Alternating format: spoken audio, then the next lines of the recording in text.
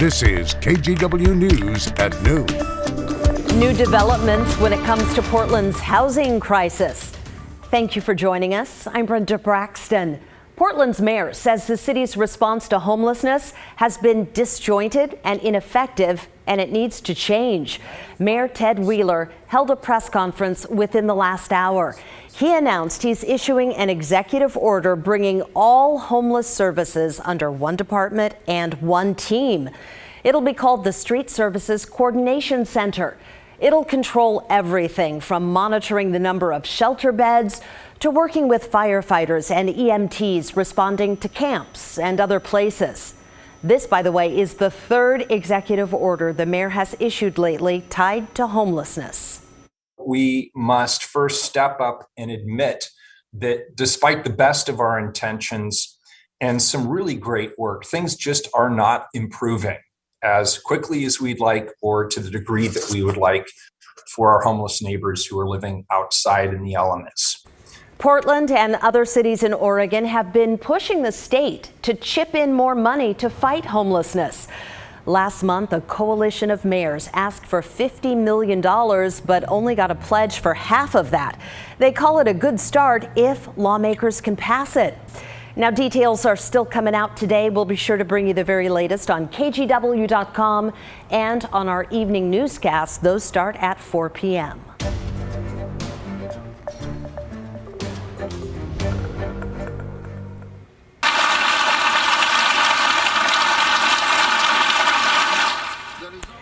United Nations leaders there giving a standing ovation today. The General Assembly voted to demand that Russia end its invasion of Ukraine and immediately withdraw its troops.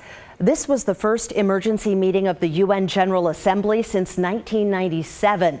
The UN says the situation in Ukraine could quickly become Europe's largest refugee crisis this century. The resolutions aren't legally binding, but they do reflect international consensus against Russian aggression.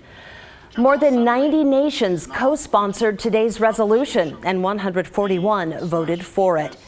It also calls on Russia to reverse its decision, recognizing two separatist regions in Ukraine as independent.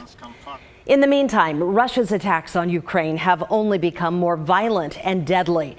Russian troops are targeting Ukraine's two largest cities, while hundreds of thousands scramble to safety across the border. Jay Gray has the latest along the Polish-Ukrainian border. The relentless attack on Ukraine has intensified, the most damaging and deadly strikes coming through the air. So we all are praying the war will be stopped. The city of Kharkiv has been gutted by constant shelling and is now surrounded by Russian troops. Emergency officials saying this service center was taken out during a missile attack. Kyiv is also a primary target, though a senior U.S. defense official tells NBC News a Russian convoy that stretches for 40 miles outside of the capital city has stalled, facing fuel and food shortages. As the fighting intensifies, so does the rush to get out. Close to 700,000 have already left Ukraine, and that number expected to grow significantly over the next several days. And this is a big tragedy for me to leave my city, and actually I don't know am I going to come back or not, and I don't want to leave, but it's completely dangerous to stay here. Dangerous and dire. Store shelves in many places empty. No food, no bread, no water, no tablets, no pharmacy, nothing. And the people of there staying, no money to go out, to run, no money. The UN warning the situation could quickly become Europe's largest refugee crisis this century. Jay Gray, NBC News, along the Polish-Ukraine border. President Biden talked about Ukraine during his first State of the Union address last night. His speech also covered COVID and the economy. He detailed what he described as successes, including COVID vaccinations and the big infrastructure deal. The president also addressed the challenges facing the United States. And with all the bright spots in our economy, record job growth, higher wages, too many families are struggling to keep up with their bills. Inflation is robbing them of gains they thought otherwise they would be able to feel. I get it. The president's approach. Republicans picked Iowa Governor Kim Reynolds to give last night's rebuttal. She criticized the president for a number of things, including his foreign policy, rising crime rates, and pandemic restrictions. Back here at home, Mayor Ted Wheeler fired the Portland police officer who leaked false accusations about City Commissioner Joanne Hardesty. An internal investigation found Brian Hunziker leaked information to a reporter that wrongly accused Hardesty of a hit-and-run crash. The victim in that wreck originally said Hardesty was the suspect, although that was later disproved. The internal investigation found Hunziker leaked information partly because of tensions between the police bureau and Hardesty. We did reach out to Hunziker after he was fired, and he had no comment. Gun violence in Portland is reaching absolutely every part of the city. The latest deadly shooting happened in the middle of the day right next to a busy park. Here's what we know right now. Portland police responded to Dawson Park, which is in the Elliott neighborhood. This happened around noon yesterday. They found a man dead, but no suspect in sight. The pastor of Vancouver Avenue Baptist Church says he and members of his congregation held a food giveaway in the park from 10 to noon. They heard the shots just as they were leaving. Once again, in broad daylight, somebody loses their life, and people don't seem to have a lot of information who may have been very close to what was happening. That's dismaying, disturbing, and I'm really saddened by it. Police have not released the identity of the victim or any information about potential suspects. If you know anything, you're asked to call Portland Police. Commissioner Hardesty says these traffic barrels are curbing gun violence in Southeast Portland. She said the orange barrels installed in the Mount Scott Arleta neighborhood are used to slow down cars that may have been involved in a crime. Data shows there were 11 shootings in the 3 months before the barrels were installed. That number dropped to 4 shootings in the 3 months afterwards. Portland police say increased patrols also decreased crime in the area.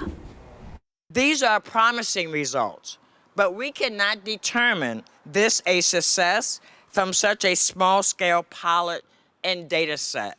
What this data set tells me, however, is that this idea should be continued. Commissioner Hardesty wants to expand this approach, including installing more permanent barriers like concrete planters. The man charged in a crime spree that led to a Vancouver policeman's death has pleaded not guilty. Yesterday morning, Julio Cesar Segura was arraigned.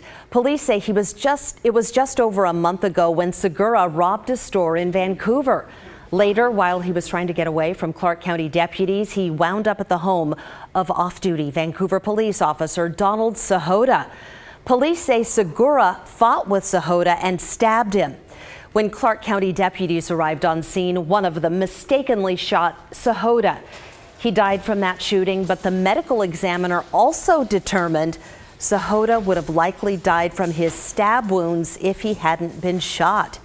Segura's trial is set for September 12th.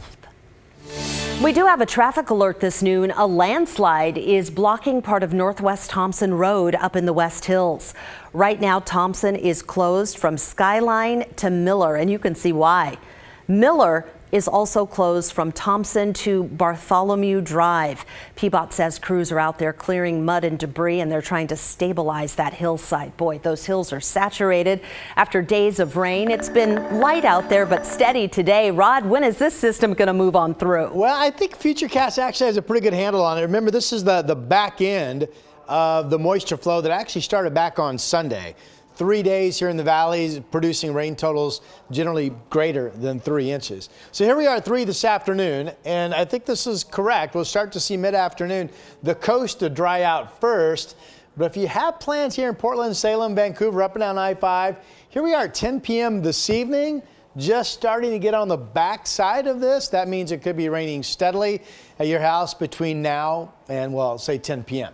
Here's the radar right now. You can see the patch of moisture. It's already starting to break up around Astoria up to the northwest. There's nothing stormy about this, not much wind, just gray and wet from north to south. We'll go up north to Cowlitz County. That's a wet golf course. Are there people out there? Yeah, there are some people out there playing in the rain. That's Three Rivers Golf Course up in Kelso. That course, if you don't know, is built on Mount St. Helens ash and is actually amazingly dry at times, the surface. There's Stoller Family Vineyards Estate.